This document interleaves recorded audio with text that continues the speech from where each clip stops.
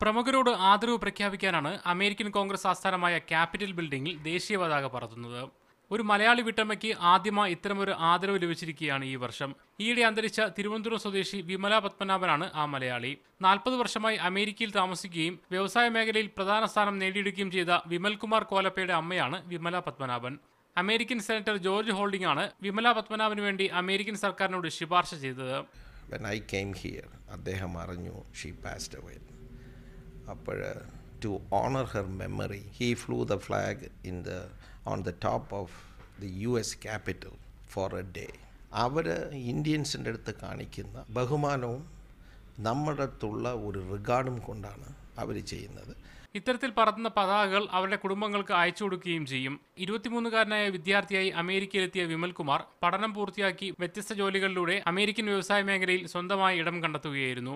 Hotel ശൃംഖല ഉൾപ്പെടെ നിരവധി സംരംഭങ്ങളുടെ അമരക്കാരനാണ് ഇപ്പോൾ വിമൽകുമാർ കോലപ്പ. മീഡിയ 1 തിരുവനന്തപുരം.